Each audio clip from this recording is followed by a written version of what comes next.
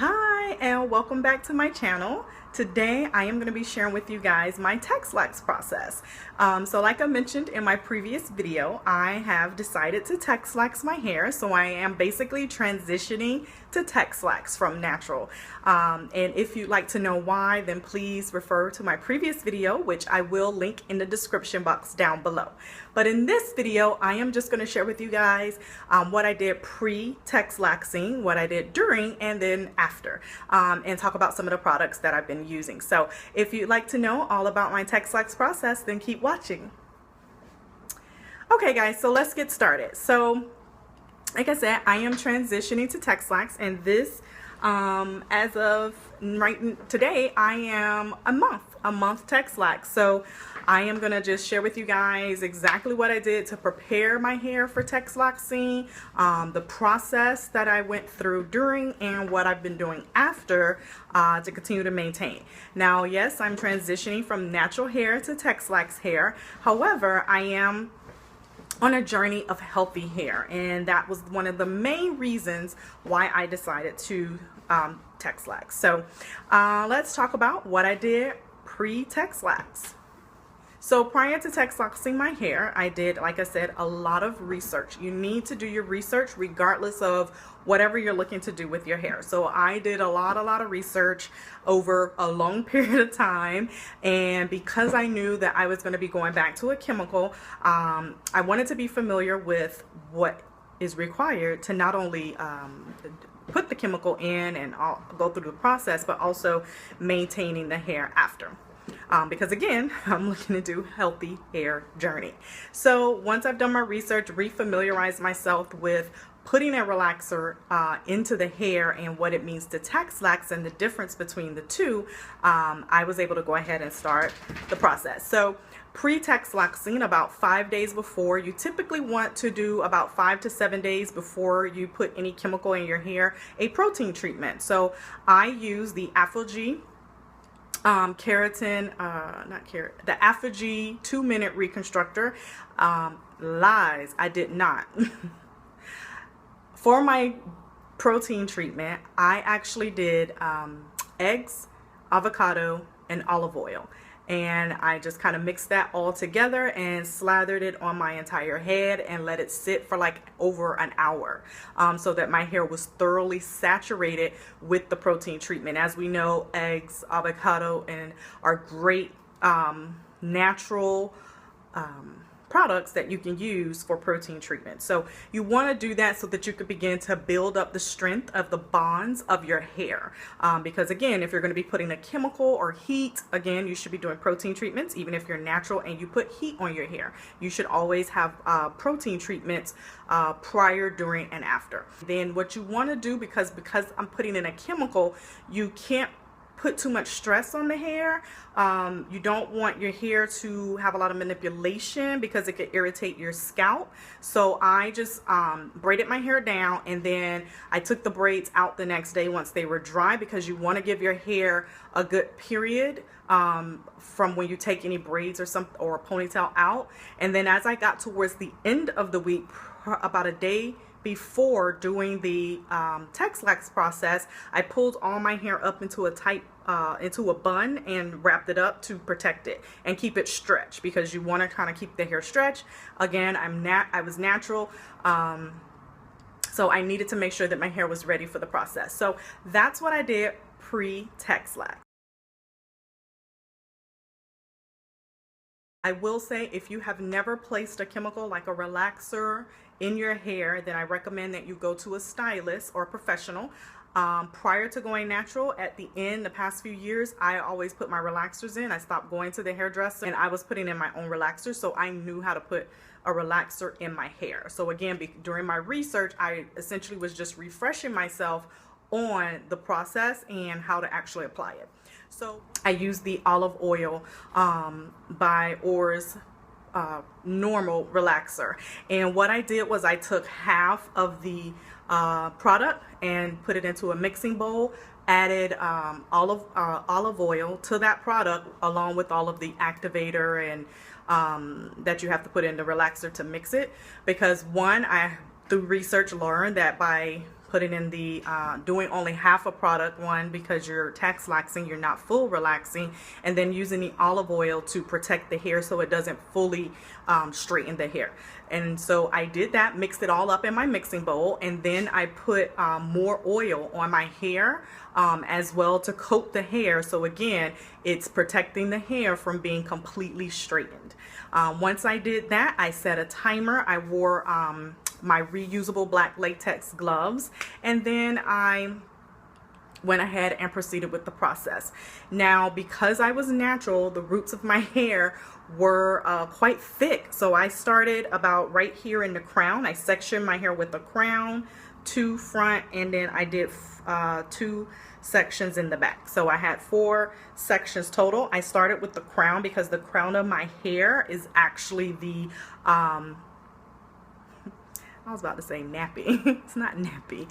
It's the kinkiest part of my hair, and that's the more resistant part of the hair. So I started here at the crown, and then I did the front because the front would take longer to process than my back, because my front of my hair, don't know why, is a lot between the crown and front of my hair. It's a lot thicker than the back part of my hair. So I knew the back would not take as long to process, and because you're trying to work quickly, you want to make sure you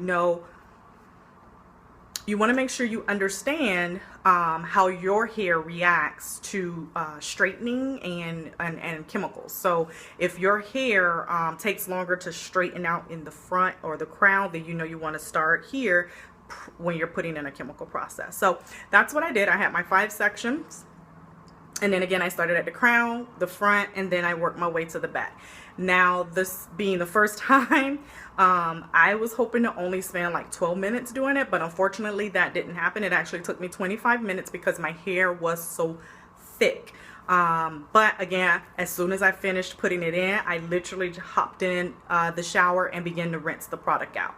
Once I was done placing the product and rinsed it out, I applied a neutralizing shampoo. So whenever you're putting a chemical in your hair, you want to make sure you follow up with a neutralizing shampoo so that all of the product is out of your hair once prior to actually shampooing. So my product, the olive oil product, relaxer came with a neutralizer. You can buy them like Isoplus. It's like less than $2 for a big bottle, or just use if one doesn't come in your kit, but obviously you can use the one in your kit. So my kit came with the neutralizing shampoo, with conditioner, and then with like a wrap set mousse, which I didn't use.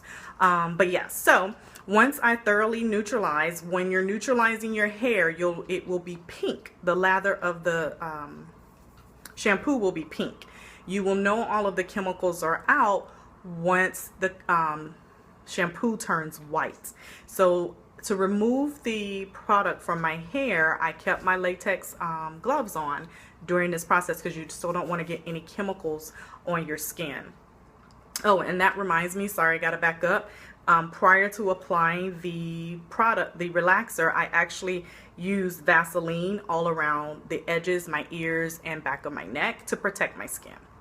Okay, so again, you want to neutralize the hair. It took me about 3 washes before it fully was out of my hair. Then after that, I followed up with the conditioner that came with it. So you could use any conditioner, but you want to use a moisturizing conditioner because again, you've just kind of stripped your hair of all of its moisture. So you want to put moisture back in. And this conditioner that came in the product was a deep conditioner. So I put the deep conditioner on, I got out, put it in a plastic cap, and set under the dryer for 25 minutes. So I have a hooded dryer and I set under there for 25 minutes. Once that time was up, I got back in the shower and rinsed out all of the product, and then to ensure that my hair was thoroughly cleansed. So once I rinsed out all of the conditioner, I got out and I began to apply products to pretty much prepare my hair for styling, for heat styling. So I did use a leave-in conditioner. Always use a leave-in conditioner. Again, you still want to keep your hair moisturized. And then I applied a hair oil to seal in all of the moisture. Then I was going in and blow drying and flat ironing my hair, so I used my Camera Perfect Blowout Cream and sectioned my hair and applied that to each section and then blew my hair out. When I went to flat iron, I used my Tresemme Platinum Strength heat protectant and sprayed that all over my hair. And then I took 1-inch sections and flat ironed each section on about 400 because I didn't want bone straight hair. And then I applied I have a Tresemme Keratin Smoother serum, and I applied that to the ends of my hair once I was done. So quickly want to back up. What was I going to say? There was something I was going to say. I deep condition, apply leave-in conditioner, keratin, camera blow cream, section my hair. I don't know. Oh, so I do want to back up for a moment and talk about the application process again, because I did forget something.